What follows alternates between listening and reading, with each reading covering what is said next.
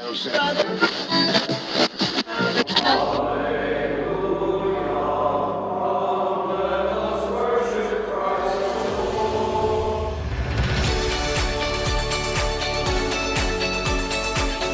everyone to the 12th episode of AbbeyCast. We're grateful to have with us today John Woznisky. John is the organist here at Daylesford Abbey, as well as heading up our HR here at the Abbey. And John, thanks for being with us this morning. Yeah, thank you for inviting me, and I'm looking forward to a good conversation with you and anyone else who will be listening. Definitely, and like we always have, John is always just a fountain of interesting conversation and life experiences, and his spiritual journey is always weaved in amongst those things. So today we're going to just kind of learn a little bit about John, go through over what's brought him to the Abbey, what has brought him to the Abbey, and where he finds God in the everyday. So John, your professional journey has been quite diverse, and it's in some way landed you in some very interesting positions that ultimately have kind of circled back here to Daylesford. So would you mind giving us that backstory of what brought you here professionally to the Abbey? Professionally, I'd say what brought me here to the Abbey was more personal than professional. Fair enough. It was looking for a place to worship. I was pretty dissatisfied with parishes. I had spent 8 years in the seminary, and so my expectations of what church worship should be like were pretty high. Mm. And that was around the time of Vatican II, I would guess, right? Correct. Vatican II ended during my seminary career. Okay. And some of the professors that I had were council experts in theological matters. Cardinal Kroll had a number of young priests with him as his theological advisors, and they were probably the best professors, most open and challenging that I've ever experienced. So there were stories about the Abbey as being a place of refuge for everyone, and I decided that this might be a good place to try a retreat. And so I booked a weekend retreat, and I was out walking around, and this man who was a little older than I am was dressed in jeans and was doing a little bit of gardening, and he introduced himself, and his name was John Neitzel, and I assumed he was just an employee of the Abbey, and we had a nice conversation, and then I was actually floored when he celebrated Mass at 11:30 as the abbot of Daylesford. And we became quite good friends, and he was a great influence in my spiritual life. Not a formal spiritual director, but certainly an informal one. Mm-hmm. And I guess my first professional contact with the Abbey... Is this outside of seminary now? This is outside of the seminary. Mm. Was I had a background as a professional fundraiser, and the Abbey was about to launch a campaign to build the residence that the Norbertines are actually living in now. Okay. And the abbot asked me if I would work with him on raising the money, and I did, and it was quite successful. We surpassed our goal, and all the pledges were met. And this was still Abbot Neitzel? This was Abbot Neitzel, okay. Yes.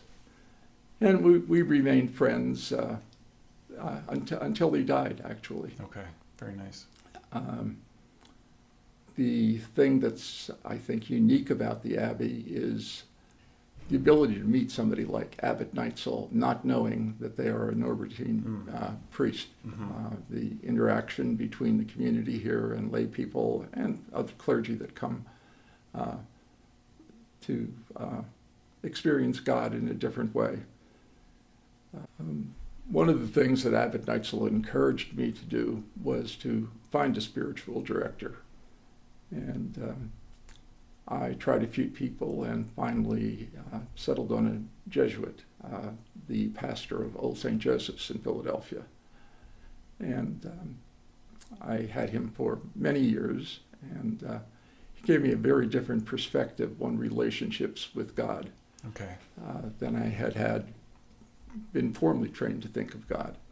The way Jesuits meditate is quite different from the way we were taught to meditate at the seminary. And that's been very helpful to me. It's helped me to see God in just ordinary people, in things, in nature. I mean, it's not pantheism, but wherever you look,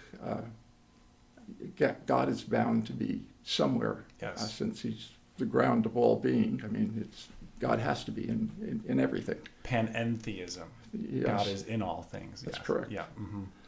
And so I've tried to incorporate that into my professional development career. Okay.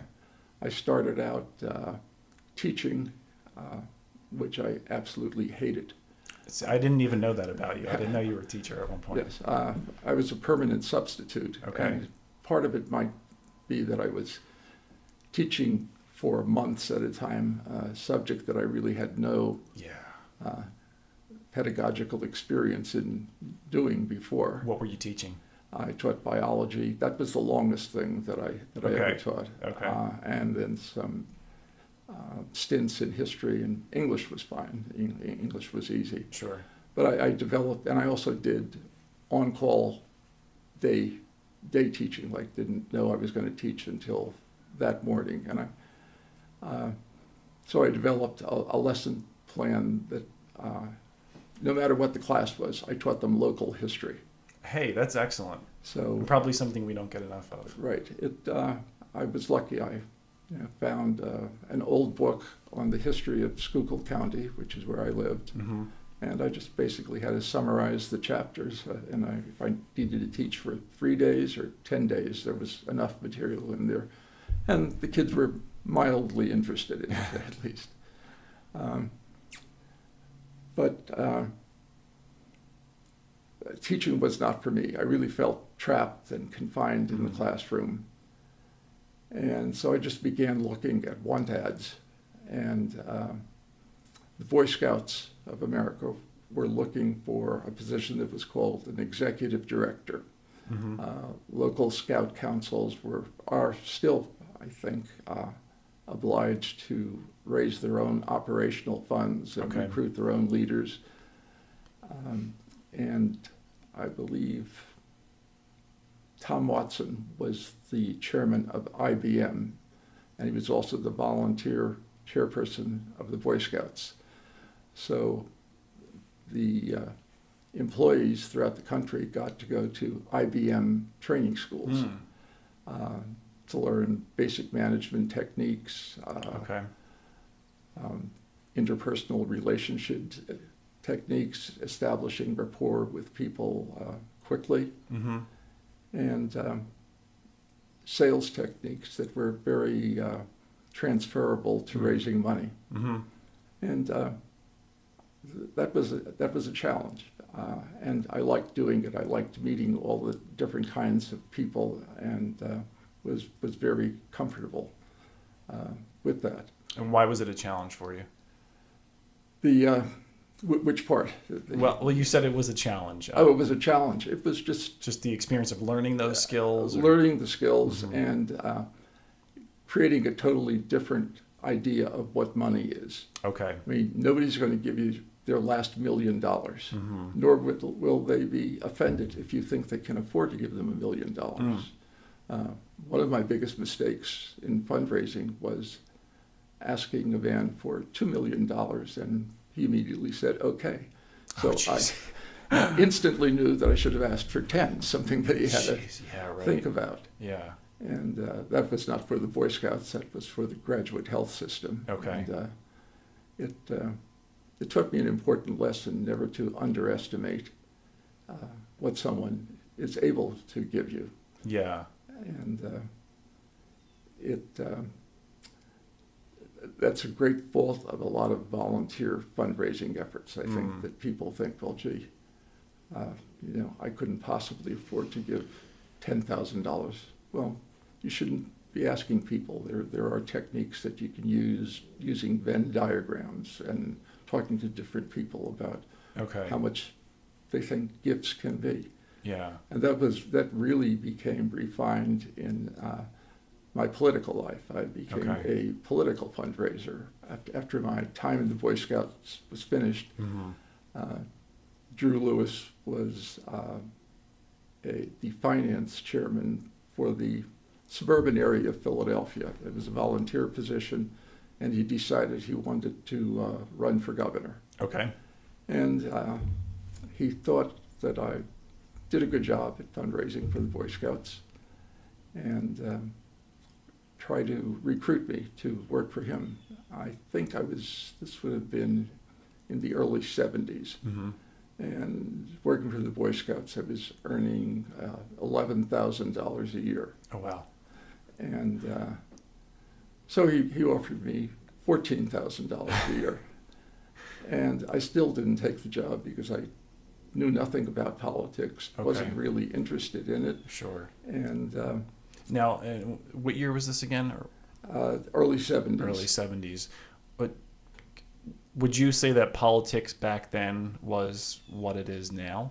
Nothing like what it is now. Okay. But it was beginning to change to what it is now. Right. Well, I'm thinking that's the point in which, computers start to become a thing, and we start to have a little bit more connectivity that way, a little bit more exposure to the world and what's happening.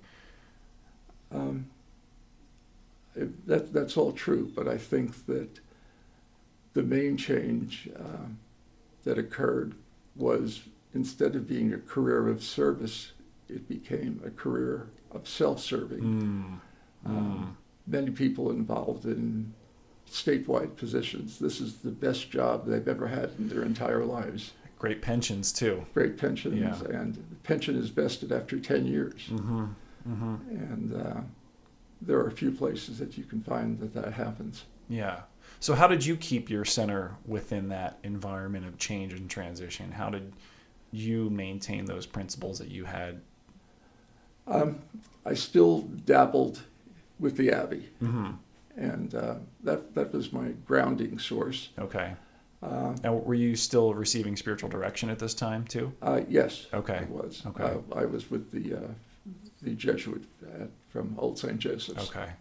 Still receiving spiritual direction, and was informally advising the Abbey on the best way to approach raising money, and some of those practices are still in place, I'm happy to say. Wow, okay. And but although I met people who were quite wealthy when I was working for the Boy Scouts, I met people who were astonishingly wealthy working for politics. And I bet. I had really funny and unusual experiences. One of the funniest things that happened to me was one day a donor's secretary called me and said she was sorry, but he had to postpone our meeting until the following week. No big deal, that happened all the time. So the next week I had my appointment and came in, and he was very apologetic, and he said he had a chance to go salmon fishing in Canada, and that he liked salmon fishing in Canada. And I responded, I'd like to do that someday. And without trying to be demeaning in any way, he said, where do you go? As though everyone, Alaska, as though everyone, spends their, 3 or 4 day long weekends flying somewhere to do salmon fishing. Right. And another person that I worked with closely had 2 rather large planes, like DC-9 type large. And one was for him and his guests, and the other plane was for his dogs, because if he was going to be a long way, he wanted to take his dogs with him. I thought you were going to say his family or his team of assistants or something. No, his dogs. Okay. He really loved his dogs. He didn't like very many other people, though. Well, pets are like family, right? Right. Yeah. And so those were the kind of strange experiences that I had. Yeah, I guess with not all people for sure, but with those that have a really astonishing amount of wealth, that can be its own existence in itself outside of society sometimes maybe. I would have no idea, but I could only imagine from maybe what I've seen in movies and things like that. And that's, the movies are often accurate. I lived for 6 months with the family in Pittsburgh, and it felt like I was living in what we now know as the Downton Abbey lifestyle. Okay. We would have dinner on a beautiful polished mahogany table. If you wanted something else, you stepped on a little button by your chair. Okay. And then somebody from the kitchen would come out to give you what you wanted. But after dinner, we'd go into the library and maybe have a glass of port or a cocktail and chat for a few minutes. And then go to our own rooms or do whatever we wanted. And I was with them in the winter, so when I would go to my room, the fire was lighted in my fireplace, and the bed was turned down. It was pretty much 4-star service, but this was just their life. This is the way they lived. Now, fortunately, this family was also extremely generous. The husband ran the businesses.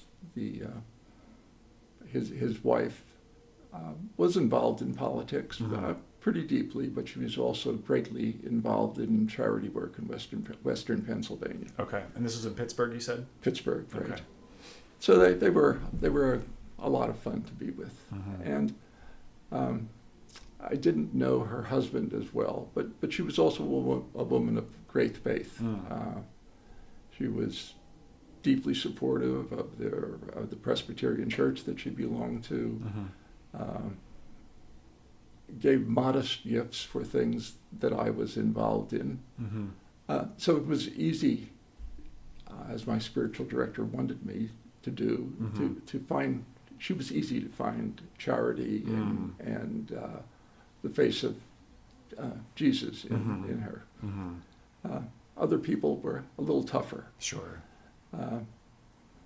But if you look hard enough, you kind of find them. Sometimes you don't even have to look hard; they're just right there, and you're missing. That's true. It falls doing. on us to see that. Yeah. Anyway, my political experience brought me in contact with. You'll obviously know what party I worked for. Although I've been registered as an independent most of my life. But I did spend some personal time with President Nixon. Okay. Spent a lot of time with President Ford. Okay. A great deal of time with Nelson Rockefeller, Ronald Reagan,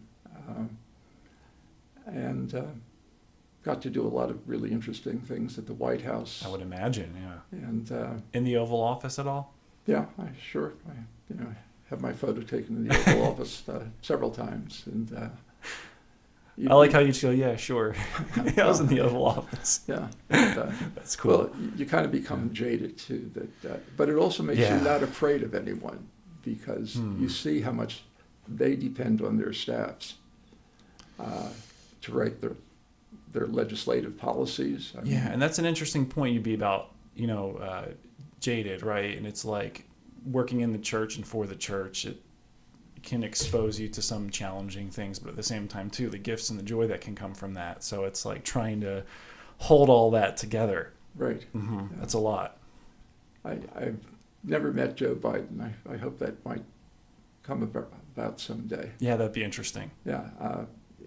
I don't know how many, if you know that he was a graduate of Archmere Academy. That's right, yeah. Yeah. So, down in Delaware. He does have a Norbertine connection. That's right, yeah. But anyway, it came time for me to make a change in politics. I could tell what way politics was heading, and I just didn't want to be a part of it. Would you have guessed that, based on your experiences back then, we would be now where we are politically? I wouldn't have guessed that we would be where we are. I mean, no one has a crystal ball, but just from Right. everything that you were putting together and intuiting at that time, you could see that you said that you could see that there was a change in direction happening. So That's correct. Mhm. There were, particularly on a federal level, Mm-hmm. there were a lot of wealthy people Mm-hmm. who were involved in the Senate. John Hines, John Kerry, and the people like John Hines. I knew him best of all the people. Mm-hmm. His whole family was concerned with the welfare of everyone, Mhm. not just with maintaining their own Mhm. fortune. John Hines' wife, Teresa, was born in Mozambique. Okay. Her father was a missionary doctor, Mm. and so she was aware of the struggle that people went through, Mhm. and a very charming and wonderful woman, and I think she may have had a great influence on Senator Hines. Okay. But it was easy to see that they were not only involved in protecting their ketchup factory, but also the way people lived. Yeah. Yeah. Local politicians were not doing this so much from a sense of service Mhm. as looking for ways to make things better for a smaller group of people. Okay. The universe that they were interested in was not the whole population, Yeah. Yeah. but of patronage was greatly abused, applying for good county or state jobs, and you had to deliver on votes. Fundraising was entirely very different at that time. Mhm. You know, bundles of cash were passed around by lobbyists, by contractors. Mhm. It was becoming a very self-centered and corrupt system. Mm-hmm. Mm-hmm. I personally think that the best way to finance political campaigns is through some sort of public financing with a very strict limit on how much people can give. I also don't think anybody should be able to serve more than 1 6-year term. Yeah. That'll never happen, but I think Mhm. that would be ideal, that Mhm. because then you could really do what is best for the country, and not, it takes you a year to learn what you're doing, and then you spend the next year campaigning. Yeah, and amidst all the, we could say fog and smog of, he said, she said that's being thrown around within the political sphere now, and even some might say distraction, I think validly to some extent. There is that need to get back to the core principles, right? Right. And it seems like there is a dilation, at least kind of like from that fundraising perspective that occurs of like, how do I consider the whole while also considering the needs of a specific group, which is the Boy Scouts or the Abbey or whatever it might be, right?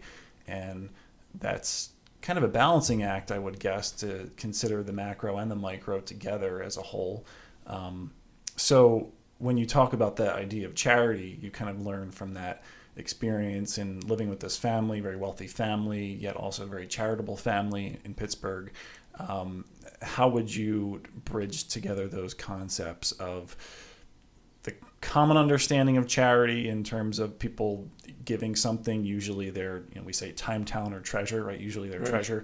But also that biblical sense of charity, right? Charity as virtue. Where do you see those two connecting, maybe even conflicting at times? Well, I don't think they conflict so Okay, much. yeah. Charity can be expressed in so many different ways. Mm-hmm. I'll kind of jump ahead in my chronological way. I was thinking about this to give you a great example of charity. Mm-hmm. I became involved with an arts company in New York, Omega Peace Arts. Okay. It was a liturgical dance company. We're talking about the 1980s, 1990s. Yeah. And Carla De Sola was the founder of the company, and she still teaches and dances out in Berkeley now. Okay. When I became involved with Carla,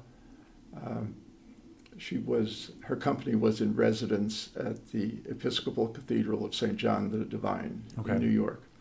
Just a fantastic architectural monument in America. I think it's missed by so many people that toured great churches, and this certainly is one.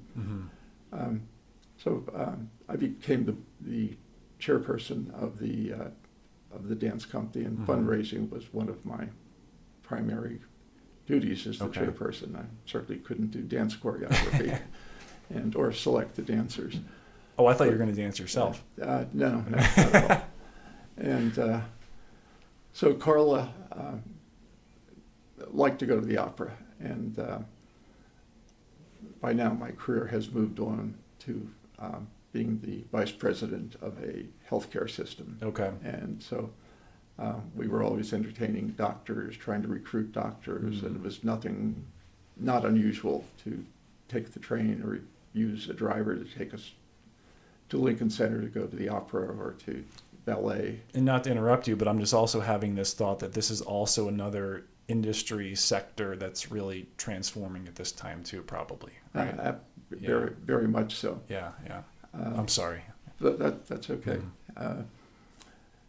So I made arrangements to meet Carla at a restaurant across the street from Lincoln Center, and so I was in a taxi on my way there from taking the train up from Philadelphia, and stuck in a typical New York traffic jam, and I looked out the window because I was late for meeting Carla, and there was a woman who appeared to the casual or critical observer that here's a homeless lady. She had bags of stuff around her. And this was in the middle of winter, and it's very cold, and was a particularly cold day.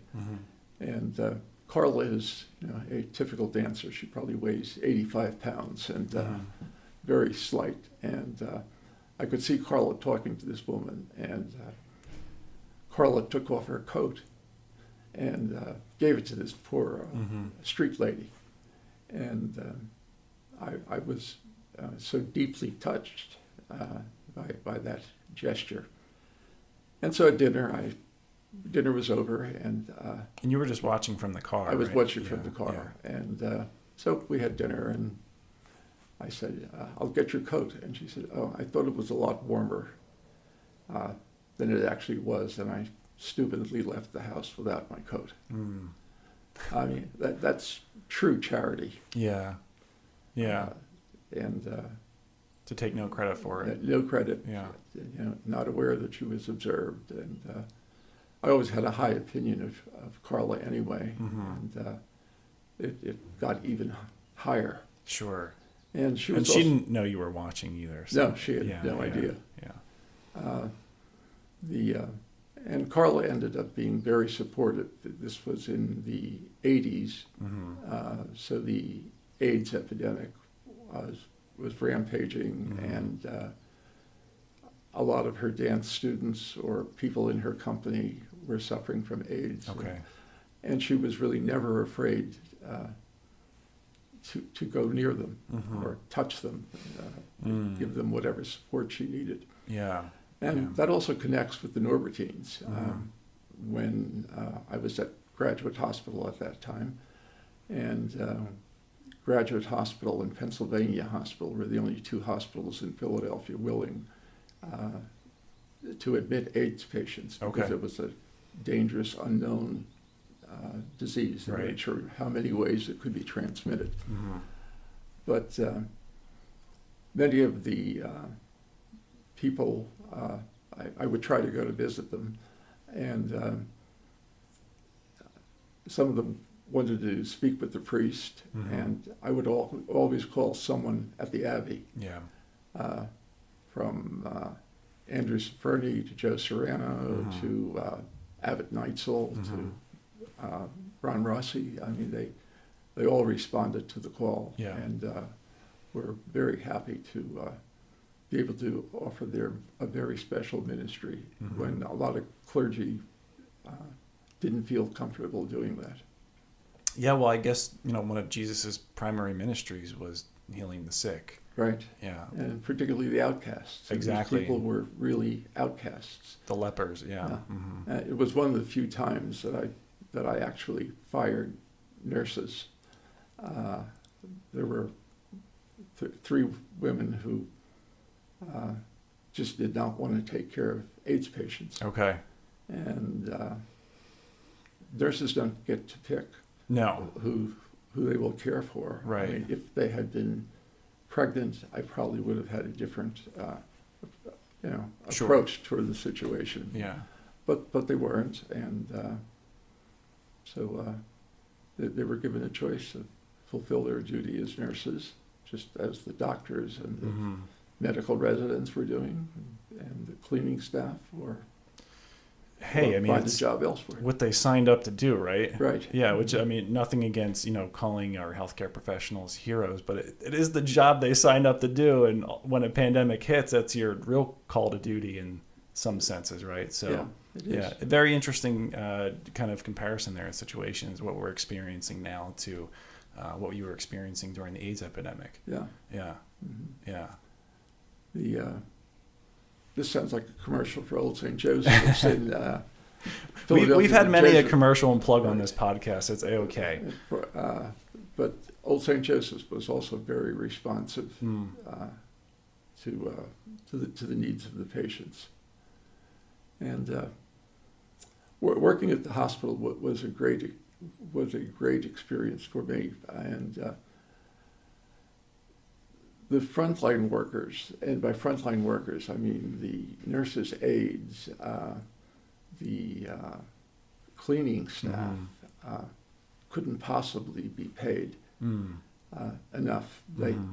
They have to get their satisfaction on a much higher level, and so often they're neglected and not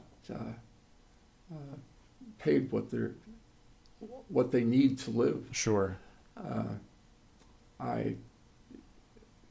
In my role at the hospital, I was able to have a great influence on salaries, and we also did a lot of really interesting outreach work, not just in the United States, but in Caribbean countries, particularly the Dominican Republic. Okay. So if I could take it back a second to your earlier experience with, I believe it was you said IBM.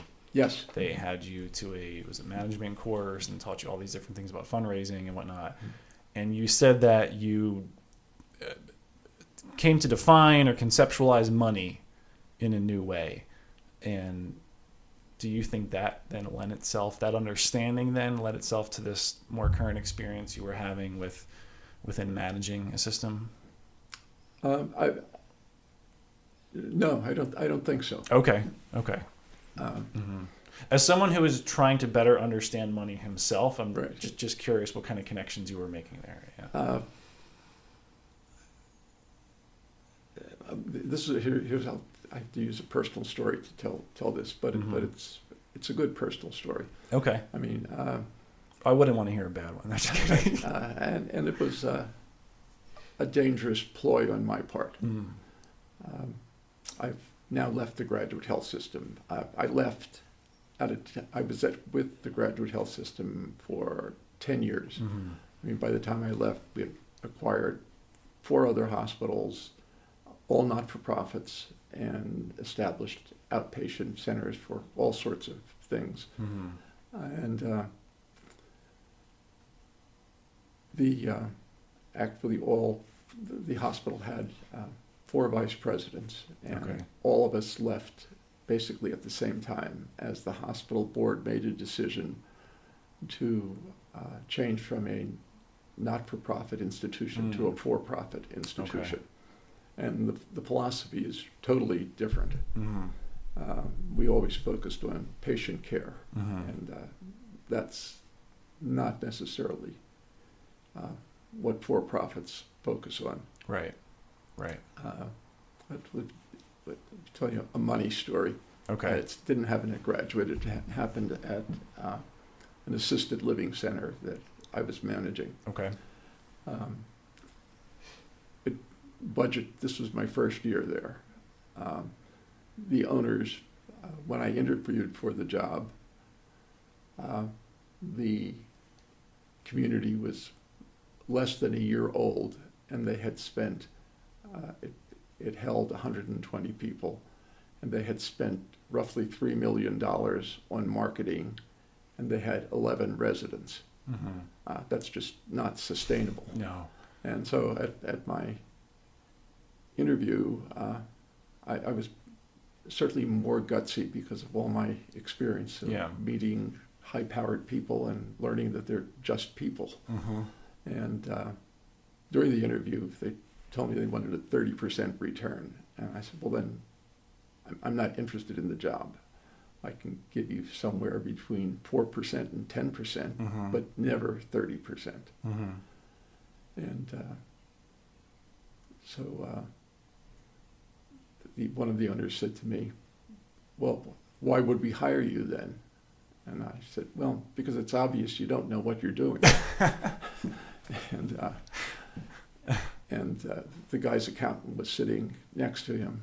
And later Kenny told me, he said, I can't believe you said that to Kenny. Yeah. And he said, if you had been working for him, he probably would have fired you right there. But instead, for some reason, you got hired. Well, yeah. And that's a good example of honesty being the best policy. Yeah, and I've heard from a number of spiritual teachers to just always tell the truth. Right. And when you think about it, that's hard sometimes because someone will be like, "Oh, do you want to, come meet so and so?" And you're like, "No, not really." Right. But you know that it would be like a nice thing to do. Oh, sure. Yeah.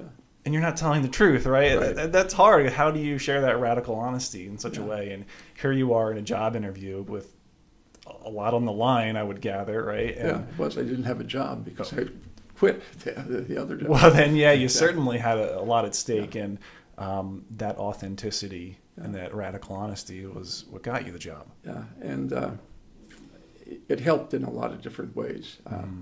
We were at budget time. This is my second year there, and they wanted to give a very minimal raise to some people because the place still wasn't making money. And I mean, you need to be at probably 80% occupancy to cover operating expenses.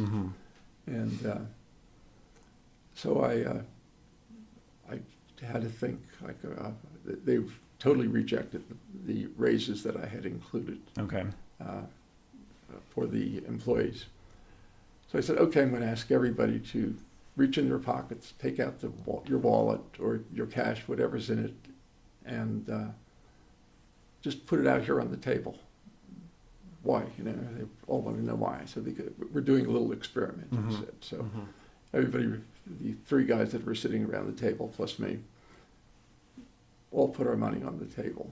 I had about $100 in my wallet. Anyway, the total amount of money was on the table was just shy of $1,000. Okay. And I said, okay, this is pocket change for all of us.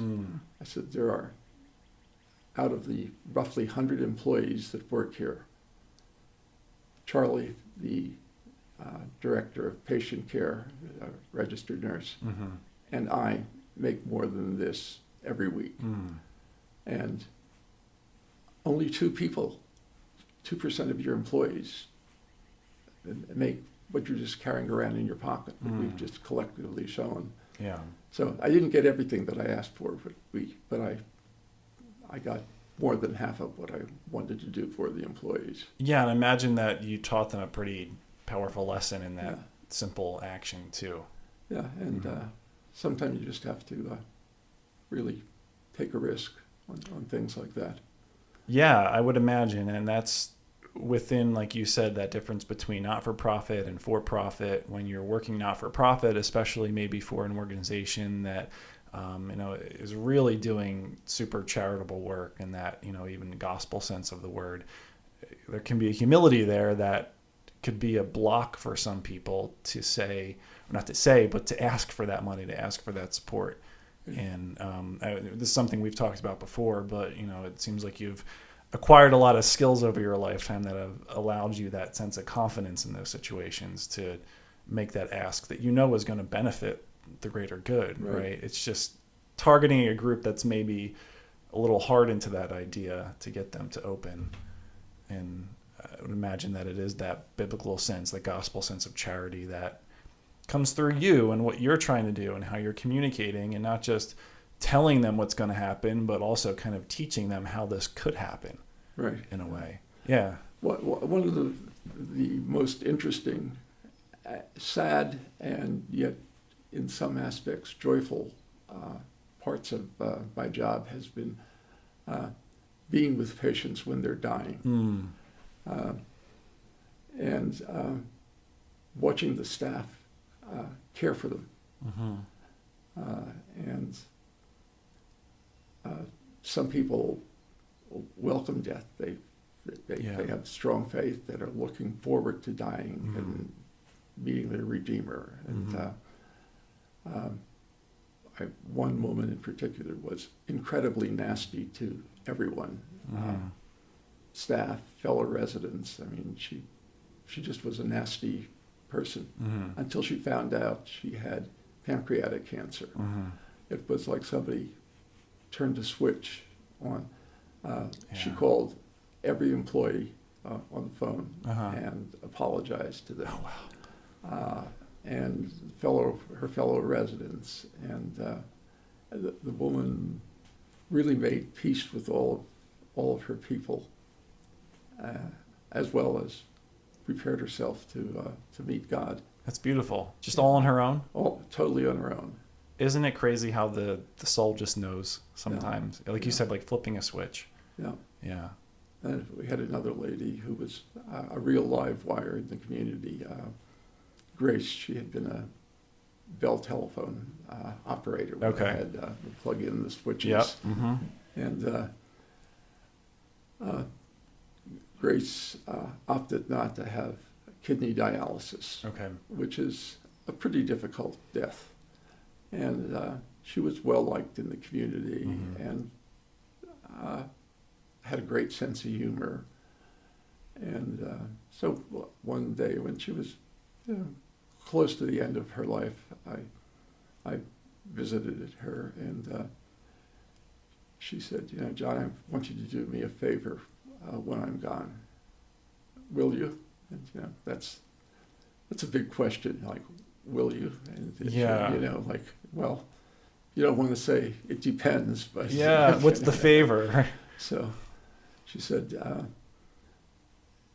in my apartment, in my bedroom closet, there's a box with the pink ribbon tied around it. She said, that has my cat's ashes in it. Would you put her ashes in the coffin with me before they close the lid? Yeah. And I said, oh, sure, that's easy to do. She said, Yeah. but I have another favor. Uh-oh. And when everyone is gone, right before, get the undertaker to reopen the lid. And she said, and put on my head that big purple hat that I have. That's cute. Yeah. She That's said, cute. I want to be all dressed up when I arrive in heaven. Oh, that's beautiful. Yeah. So, Yeah. I mean, it's easy to see God in people like that. Yeah. Yeah. And you've had, these experiences which have taken you not just all over different professions in some sense, but all over the world too, and have had the opportunity to encounter God in some special sacred spaces as well, worship places and places of retreat.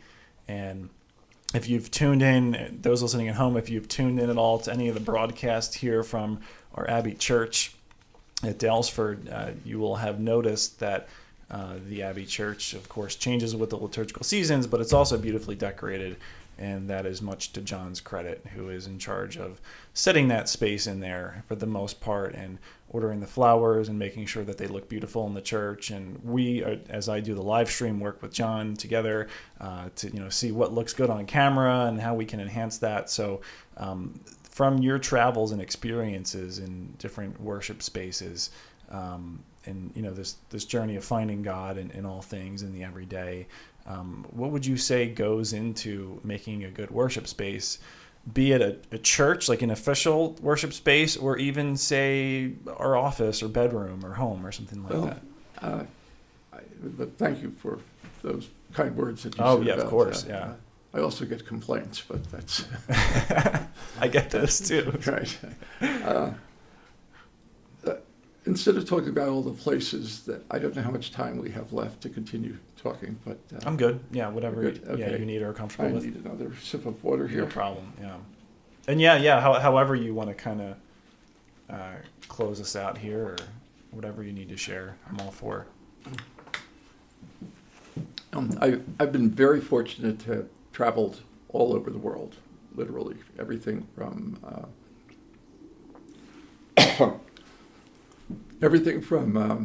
footsteps in the of St. Paul, doing that journey,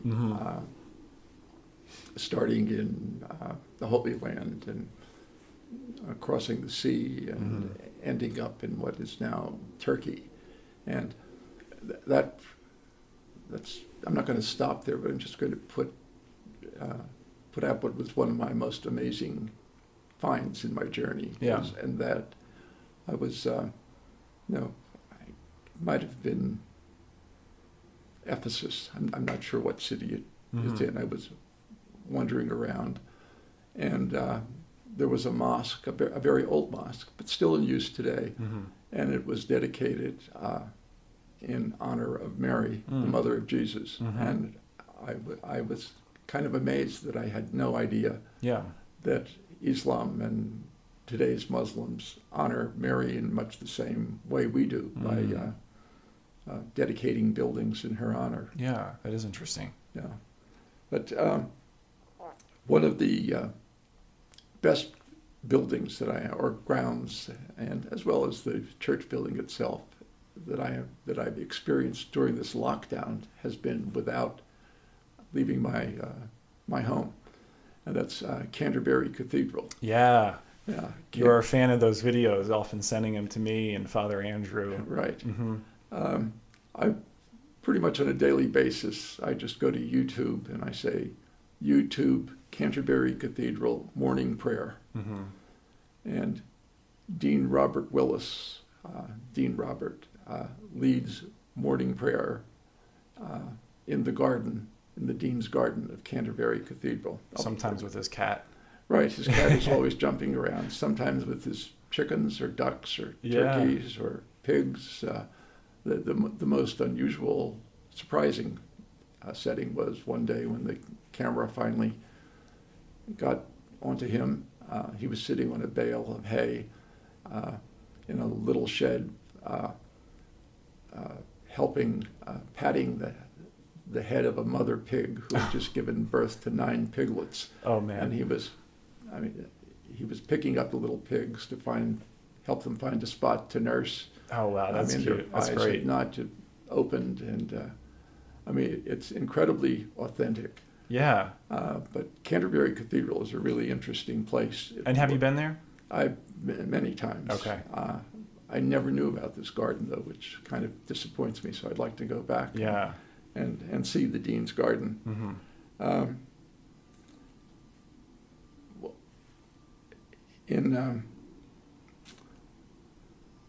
Canterbury Cathedral has an astonishing history. It's built on the site of a church that was founded in 597, when Augustine of Hippo was sent to convert the Anglo-Saxons. Oh wow!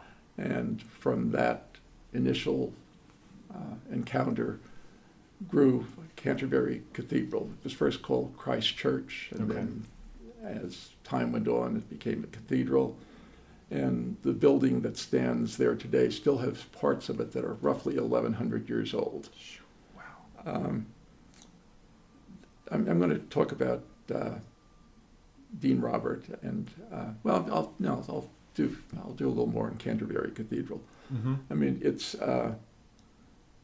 particularly noteworthy because it's the place where Henry II said to his knights, "Who will rid me of this troublesome priest?" Okay.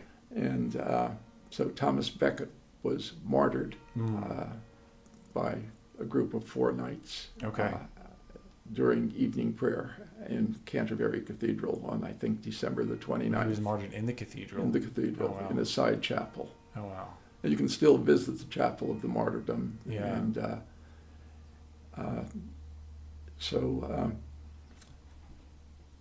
it's Chaucer's Canterbury Tales is based on pilgrimages to Canterbury Cathedral to visit the site of Thomas à Becket. Mm-hmm.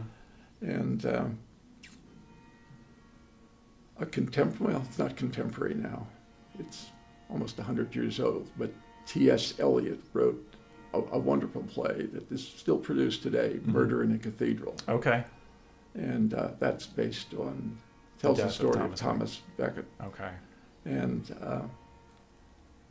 T.S. Eliot also wrote another a collection of poems called The Naming of Cats, which the musical that I think opened in 1998 on Broadway, Cats, is based on T.S. Eliot's poems. Really? Of the naming of cats.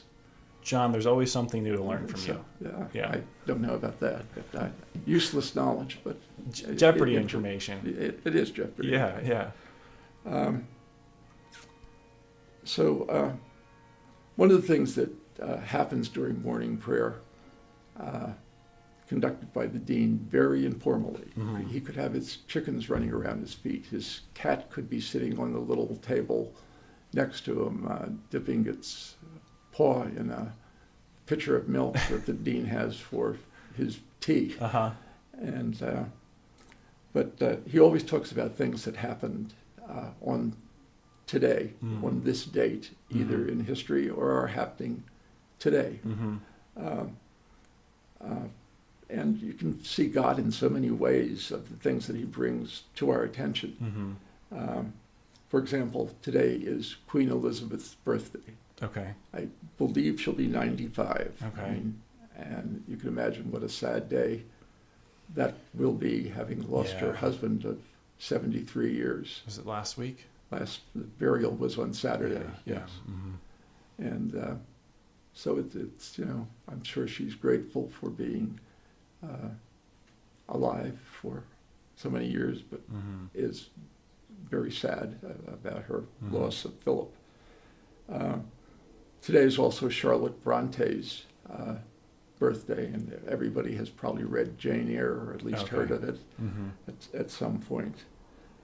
It's also the legendary birthday of the founding of Rome in 753 BC by the twins Romulus and Remus that were nursed by a she-wolf. Right, yeah.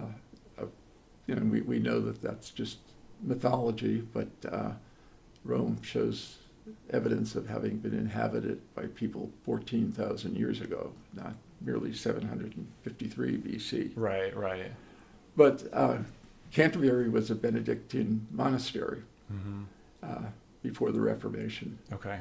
And St. Anselm was the Archbishop of Canterbury, and he is kind of the father of scholastic philosophy, and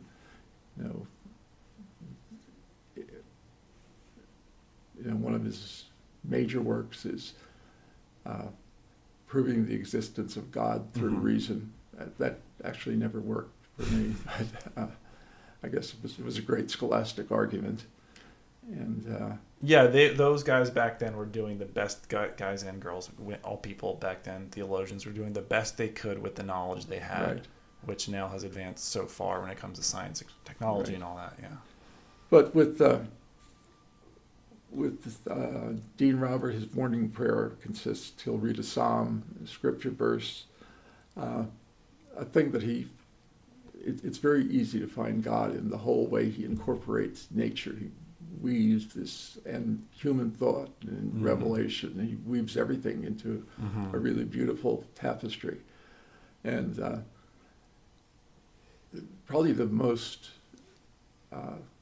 important scriptural thing that I've learned from his is to think of all of Jesus' statements in the present tense.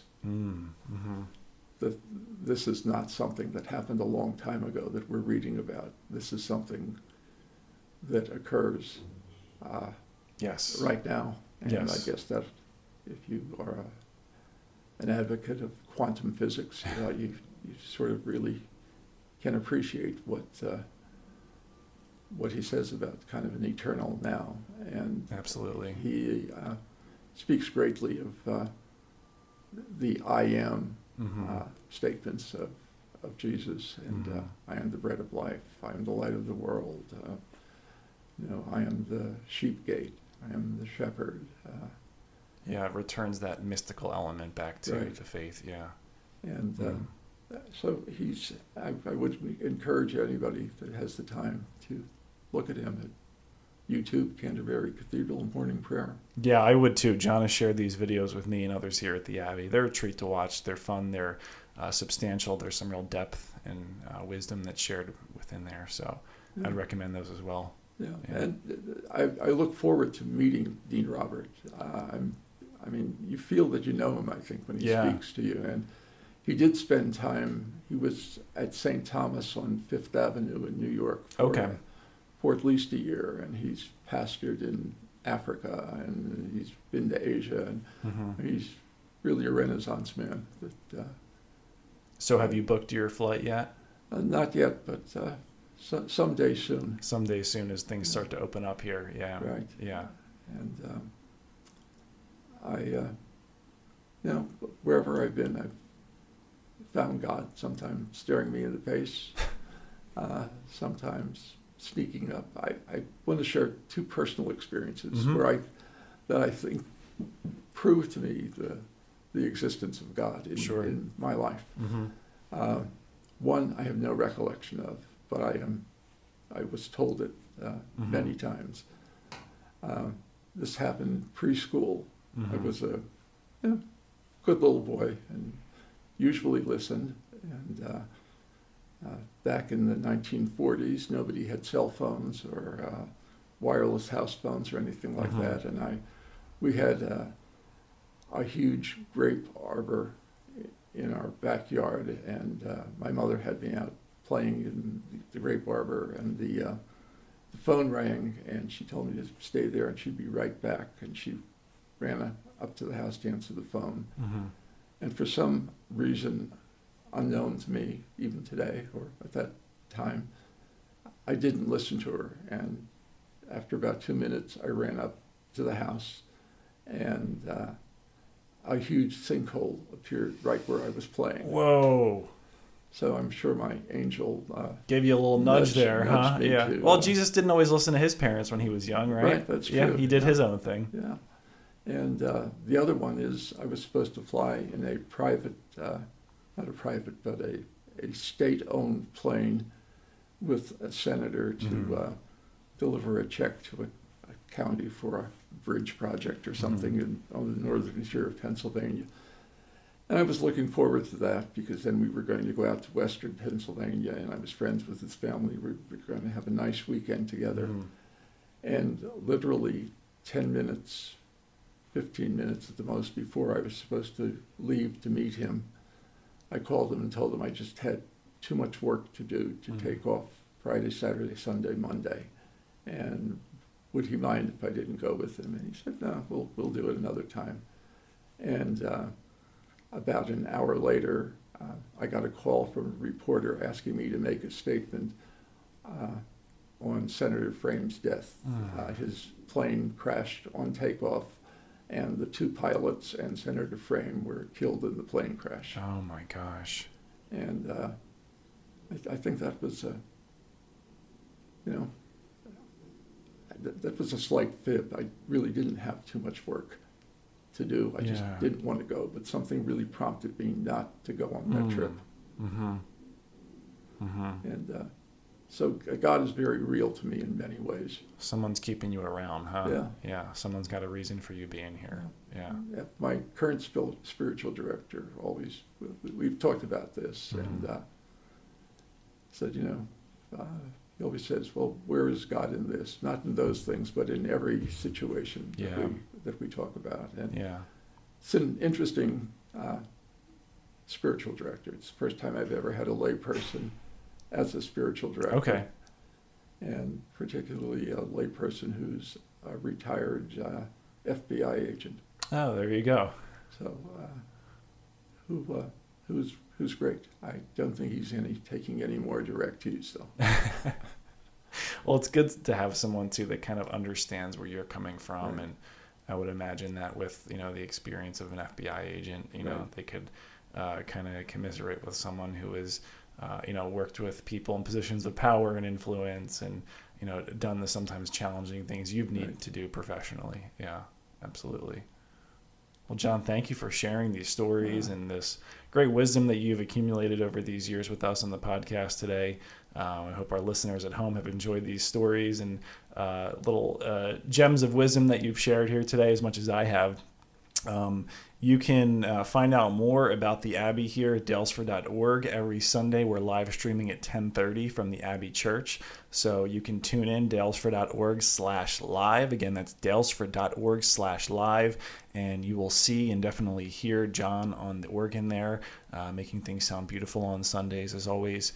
And if you have any interest in making a retreat here at the Abbey, we are reopened for personal and private retreats. You can call 610-601-8702, and we will get you all set up with a private retreat. It's a beautiful time of year here. We're transitioning from the spring into the summertime almost, and it's just lush and green and verdant here at the Abbey. Everything is in full bloom, and it's a beautiful time to, if you're feeling called, allow yourself to kind of recenter and recalibrate on God's presence in the everyday in your life.